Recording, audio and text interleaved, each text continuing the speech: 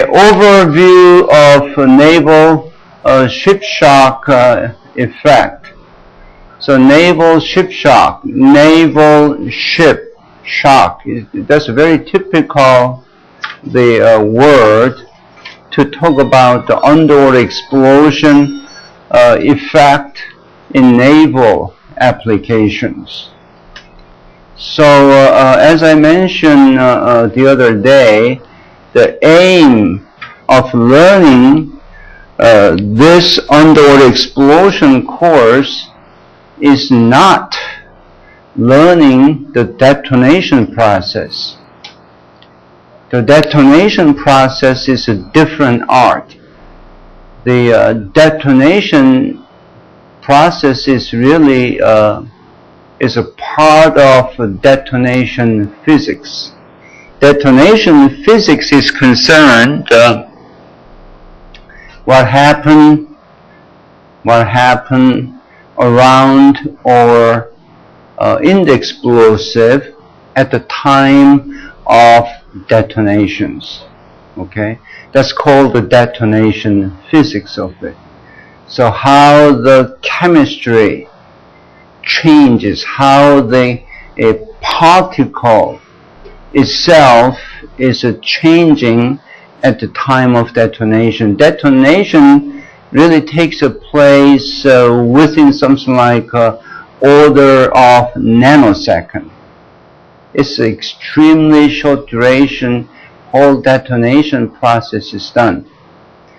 Our concern in this course is really the explosion phenomena in the vicinity of the ship. When I say ship, I'm talking about the naval ship. Now, the naval ship implies not only the surface ship, but also the submarine. So both surface ship and submerged vehicle. That's what we are dealing with. We are dealing with, this course is dealing with the explosion effect to the target. So when I say target, the target means the surface ship and the submarine, and also the shipboard or submarine board equipments. The other day I mentioned about, very briefly, about the survivability of shipboard equipments. The whole idea nowadays is not to hit the surface ship, the target. Somehow to paralyze all the equipment as possible, just to paralyze away, then the whole ship is going to be the sitting duck. So idea is giving the shock effect to the shipboard equipments. But as you know, last March, the Chun'an naval ship was split into the two pieces. But that, as you know, the torpedo didn't hit the ship. You agree that? Torpedo didn't hit. If torpedo hit the ship, it's not going to be split into two pieces.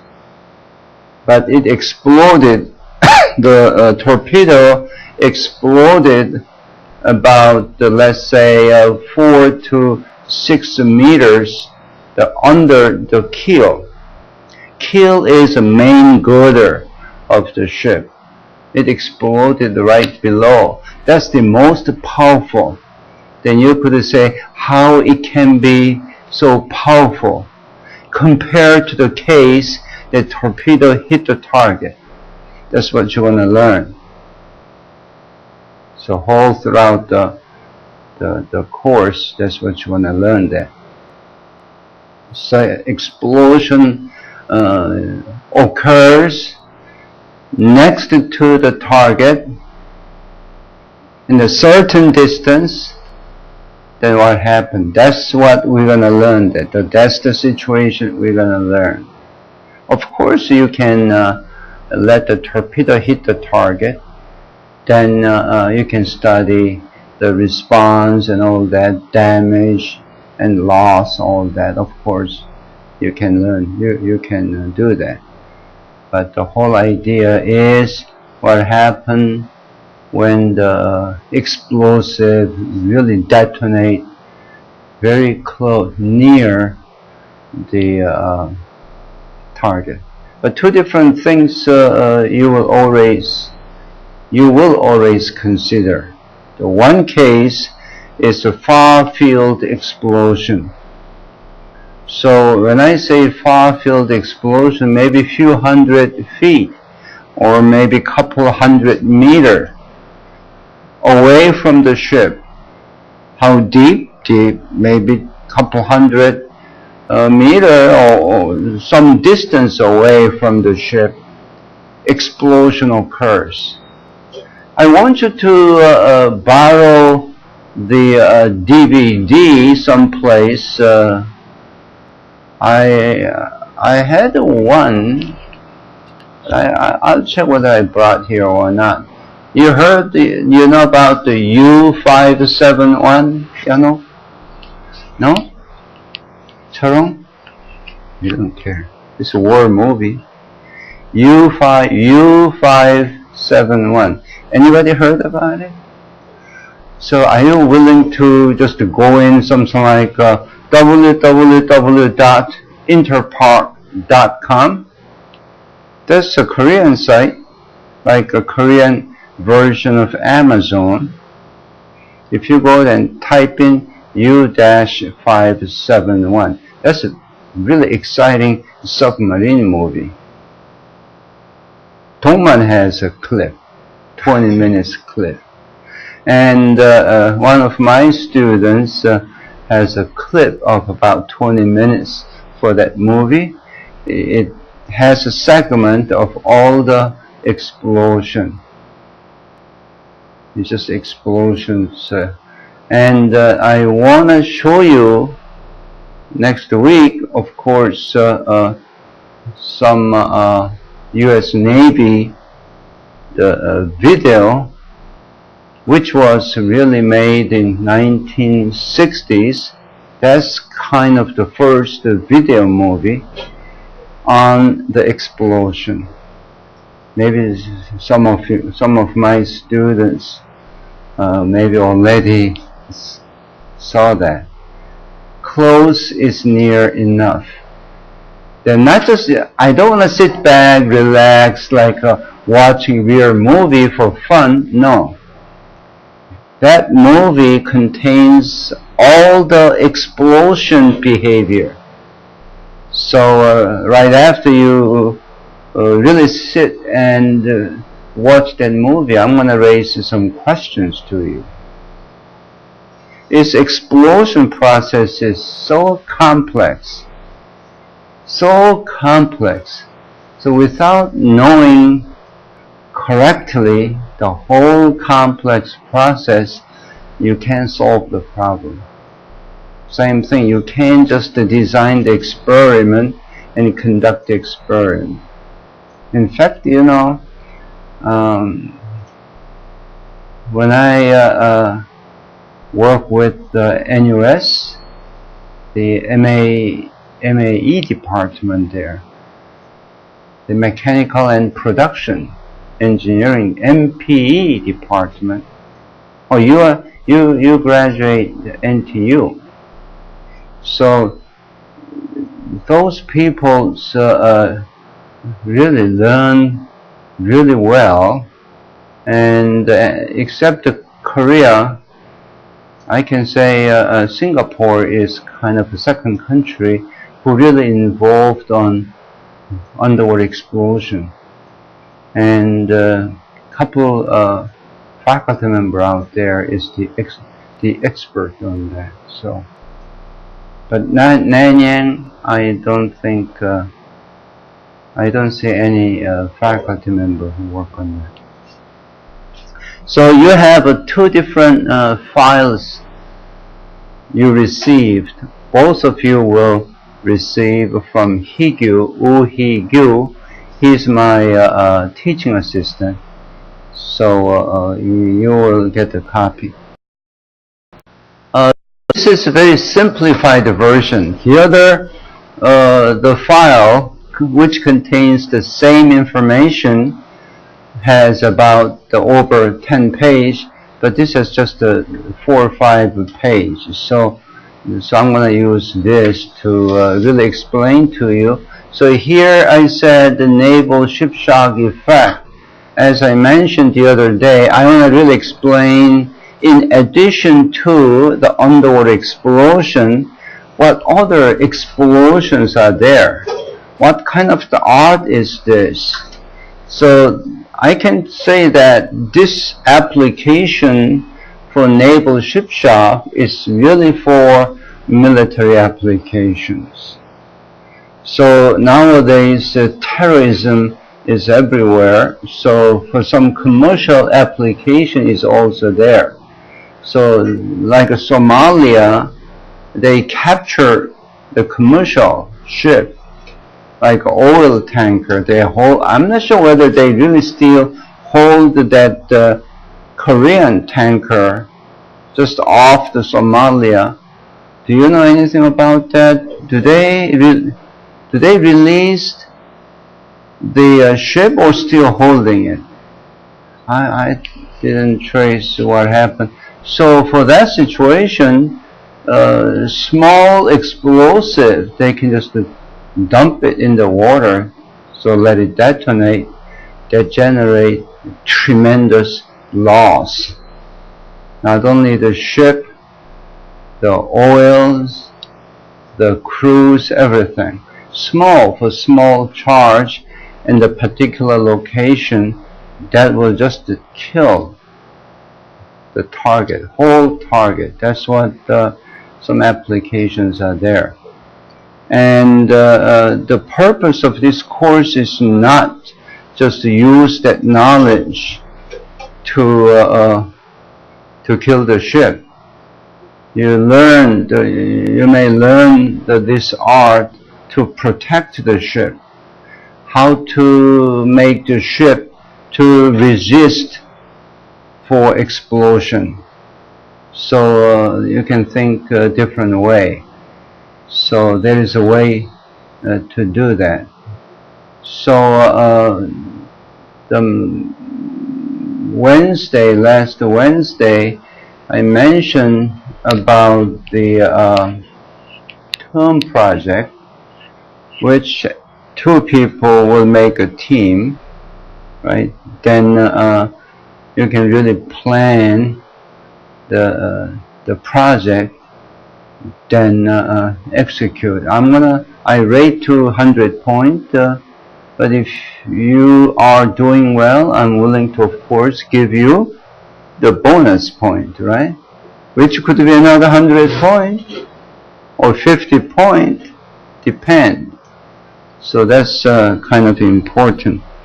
And as you see here, for any structure dynamics or the physics-based phenomena, there are for process to generate a solution or get the result.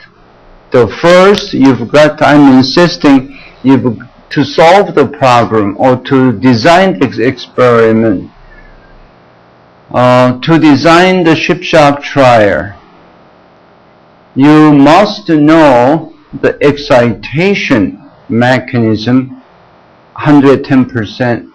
Without that, then you can't expect a good response or output. So excitation, so this course, if you really learn the details of excitation, then you will succeed. And this is very unique course. It's not just a common course. So very unique. Then it's really great for you. I'll stay here in this institute for next 3 or 4 years, then I'll be gone. So I don't see anybody yet who can take over and teach the similar class. So in that sense, it's very good. And Woo Hee-gyu is a doctoral candidate, so he has a chance to really take over all the stuff I'm teaching, then carry out after. So excitation mechanism. When you design the beam, the first thing you have to know is the excitation. What kind of the loading you anticipate. Without knowing the loading, then you can't design such a simple beam. And design and analysis are totally different. So whenever I taught the mechanical design, I really insist you learn the design, not the iterative process of analysis. It's a completely different art.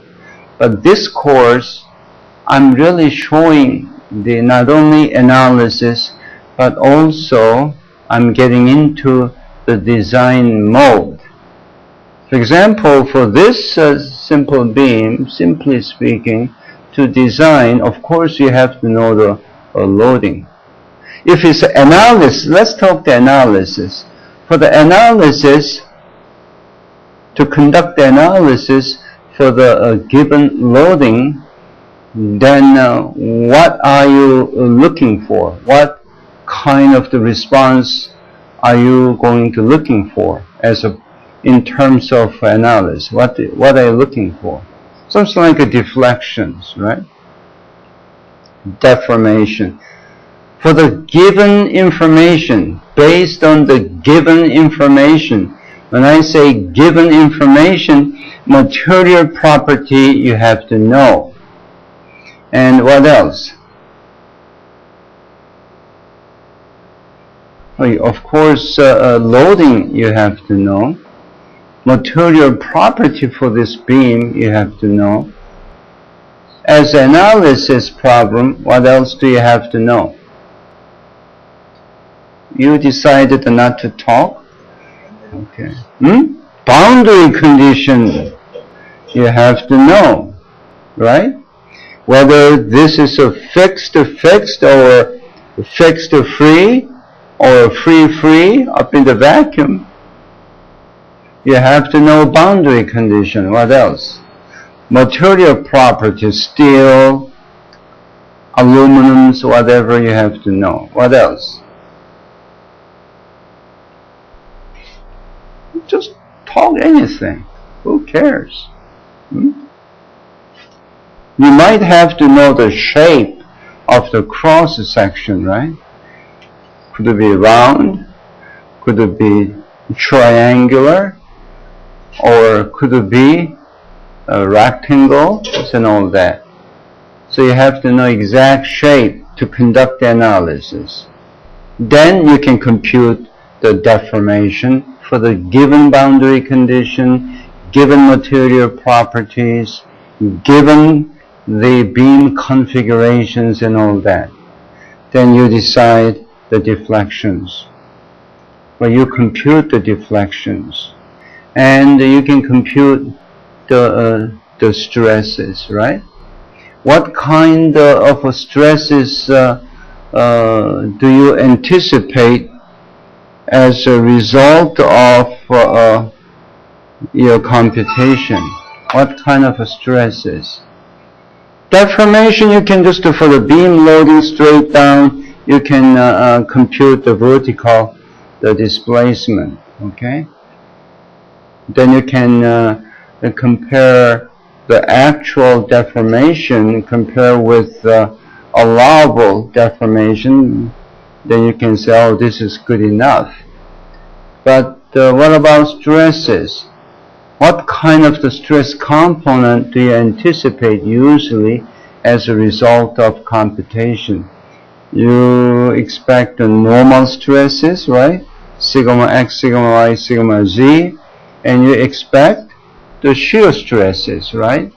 Sigma xy, sigma xz, and what else?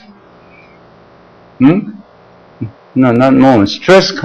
How many stress components do you anticipate? You anticipate how many? For the stress tensor, how many components? You all took the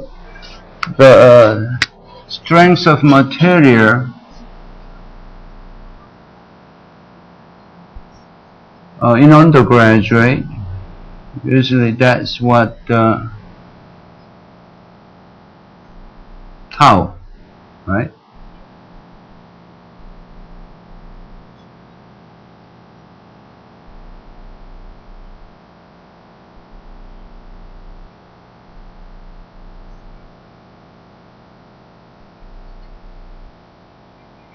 How many stress component? Generally, you will compute the 9 stress component. Out of the 9 stress component, you can reduce down to how many stress component? 6 stress component, because by the Bette's law, tau ij is equal to tau ji. So this guy and this guy is the same. This guy is same as this. This guy is the same as this. So 9 stress component reduced down to how many? 6 stress component. Then what you're gonna do? You as a result of analysis, you learn in your machine design. That's what I'm really checking, because I'm gonna talk really analysis and design, naval ship shock analysis and design. Then now you compute all the stress component, let's say 6 stress component. Then to declare this beam is safe, you have to compare the stress, the actual computed or tested stresses with some allowable stresses, right? Say yes, yes. And what is the allowable stress? Well, someone is working at STX, he compute, I bet, every day, then he may know that. There's someone, when you compute the stress component with all the stresses, then how do you say, okay, the computed stress is within allowable stress? How do you compute the allowable? How do you say about the allowable stress? You compute usually few different kind of a stress as a part of the allowable. Something like a von Mises stress. You heard about it? Never heard it before? Never heard? You took the mechanical design course? Yes or no? Usually Shigley is the author, the book written by Shigley, that's very popular in the US. Anyway, von Mises stress or maximum shear stress, then you compare with your actually computed stress. After you have done that, you compare that with the allowable stress. Usually there's von Mises stresses. Then you apply what? Safety factor. I'm just giving you kind of overview. That's what I'm spending first a few lectures to pick your brains, you see. Whether you're really interested in advanced studies in graduate school. So that's what you are doing it. So safety factor. When you hear about the safety factor for design, what do you think in your mind? What do you have in mind? I forgot to bring the name sheet, so I have to keep picking both of you. Okay, safety factor. Lee, what do you have in mind when you hear about the safety factor? Safety factor. Maybe some distance and developing of the machine. Louder. Louder. Material in the machine. Zhongwen, what do you have in mind? Just feel free, just open your, don't close your mind, just open your heart, just to talk anything. Safety factor. But you heard about the safety factor. Everybody heard about the safety factor? Everybody heard about it. Why we have to bring the safety factor and multiply the safety factor to the load? That's the absolute best way. Not dividing allowable stress, by the safety factor. Sometimes that generates a lot of problem, because if nonlinear relations in the process of computing allowable stresses, you have problems. So best bet is I always apply the safety factor to the loading. Then you will never screw up. Then compare with the allowable stress. It's all like a von Mises. Not allowable stress, the von Mises stresses, which is based on so-called the distortion energy. We're going to talk a little bit more on that. I'm just giving you a lot of questions at the first few lectures. But now design. So for the design, I want to design the beam. What do you have to know before you design the beam?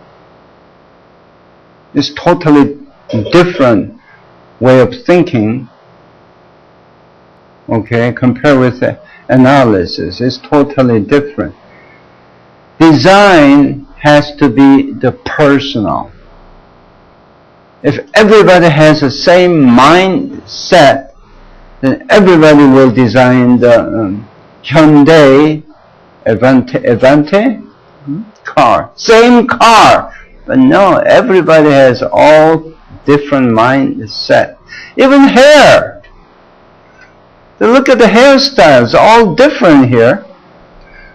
What's your name? Willis. Willis.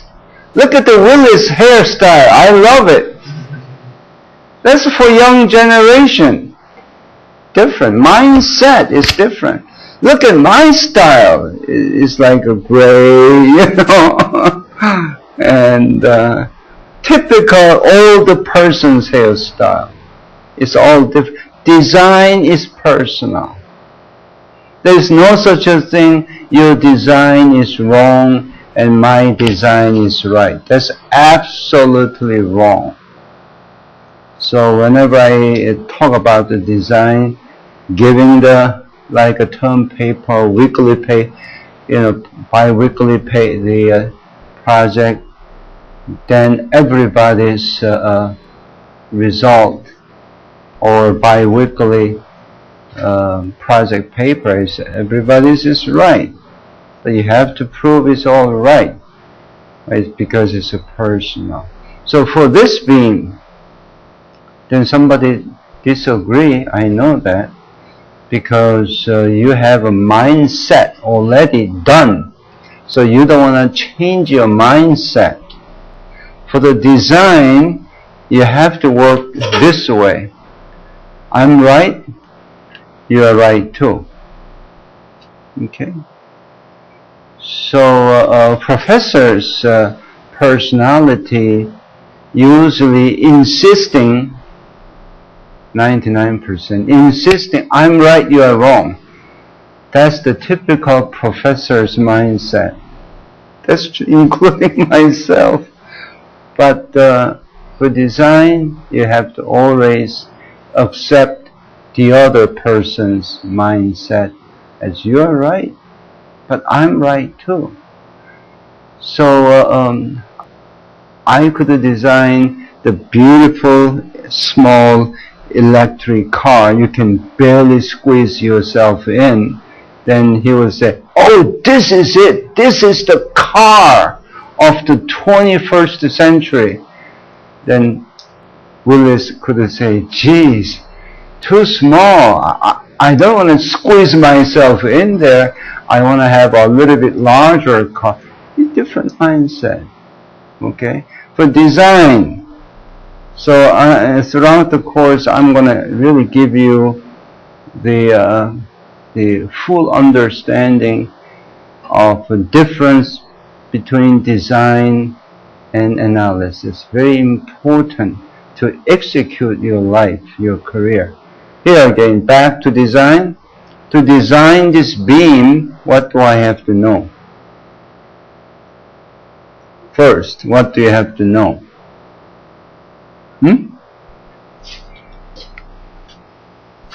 What do you have to know? Oh, we have only 5 minutes.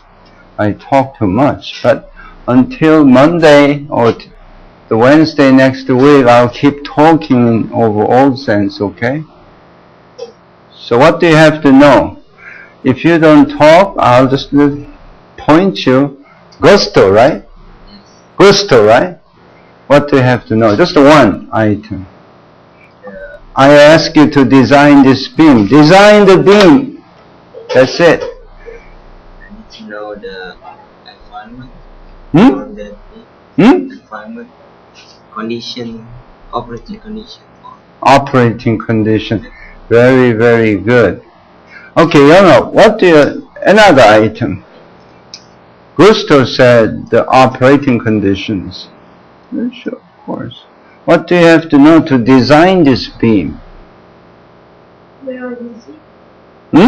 Where are you using? Where to use it? Okay, accept it. Willis, what do you want to know?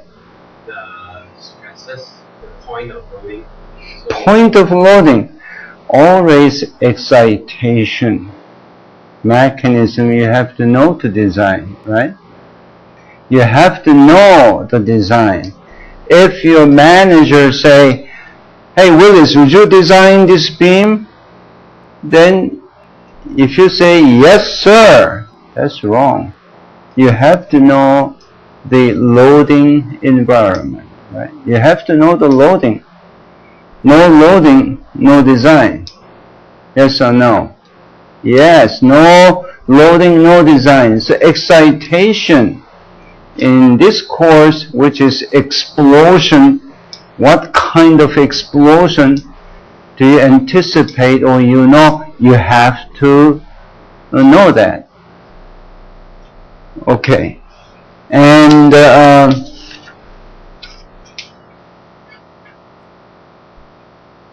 should I say Hassan? That's the easy way. It's Hassan. What else you have to know? Oh, what? Yeah, whatever, yeah. Total amount of load. Total amount of the load is about same as have to know the loading. What about who decided the shape, cross-sectional shape? Who select the cross-sectional shape, like round? You. As a designer, you select, right? Nobody else is going to give you saying, do this. Just use around the circular section. Or manager, don't say a tube. If I just say, design this beam, you select.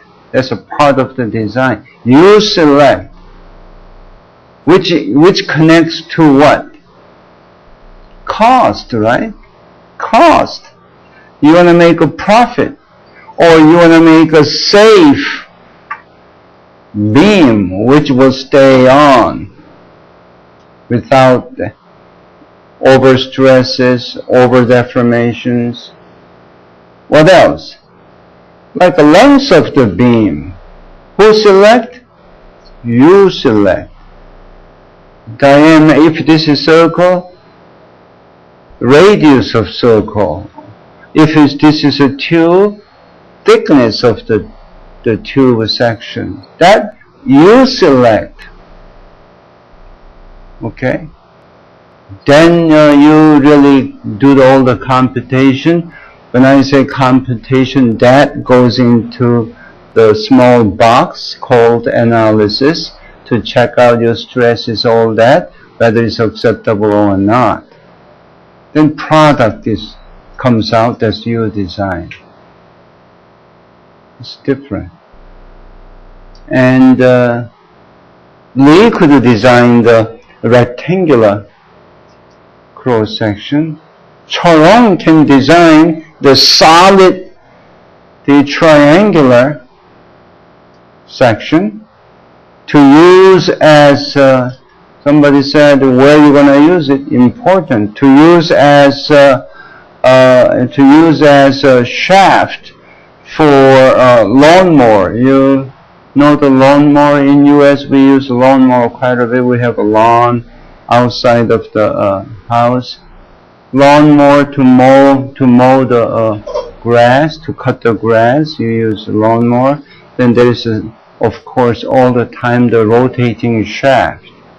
So Charong said, I'm gonna really design different kind of the shaft, which could be the right triangular solid cross section. Okay? Then I'm going to use a material. You select the material. I'm going to use aluminum. Then some old man called Youngshin came by saying, how stupid you are. Why? You are not going to use aluminum for a shaft. Rotating shaft. You're not going to use it. Whether you like it or not. Why? There is no endurance limit. It could have eventually fatigue failure. Even if low stresses, it oscillates, it rotates, right? Then eventually it will just finish by fatigue. No aluminum, no triangular cross section, which is not desirable for the stress condition wise. So analysis, what I'm emphasizing is analysis and design. In this course, you've got to consider both. It's kind of very important, the part of naval ship shop. I intentionally call this course as a naval ship shock analysis and a design. Okay? So I talk enough about the excitation. And as a result, you will compute the response, right? Why you compute the response? Why you compute the response? Stupid question. Right? Why you compute the response? Talk louder. Get the confidence. Why you compute the response?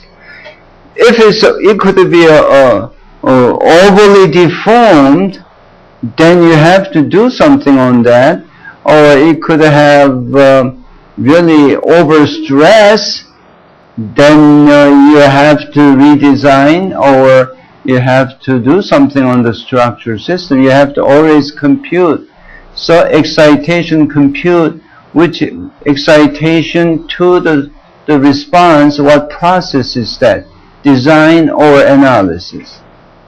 That's analysis, right? Analysis is what it happened. Then now the input there, and of course there will be an output there. Excitation response is like similar to the input and output process, right? So all my students right now they are doing modeling and simulation. So nowadays the system, ocean systems, let's say, it's not just a simple, very complex ocean systems we are dealing with in this modern era. So you have to, you will involve one time or another before you graduate, you will involve in modeling. It could be mathematical modeling. If you're heavily involved in the experiment, then you will involve experimental modeling. Today I don't write that much, but keep talking, then you're listening. This is perfect size of class. Then after you have a model developed, then what do? You have to simulate the real environment. Any product, you make them using hardware. In US, every organization, they have to simulate, make sure that's within the acceptable boundary. So before they really make a hardware, which sometimes costs very heavy, they have to do the modeling and simulation. Whether you like it or not, you have to really work with MNS, then make sure it works within the virtual environment. Same thing here. In ship shock, you have to model the ship, then you have to simulate in the given virtual environment to make sure it works. Then after that, you go out there to build the hardware, then apply the such a loading environment, then check out whether it's survivable or not, or if it's not, what kind of the problem you have or you will anticipate. That's what you have to do. Okay? Alright, so then of course all the prediction means simulations. Okay? So I'm going to go into a little bit detail, mainly giving you some conceptual ideas. Conceptual. Something different. Something unique. You are young. So KAIST is absolutely best the environment for education, for research, investigate, R&D environment. You are in the best environment in Korea. Maybe not just in Korea, throughout the world. So do your best. Okay.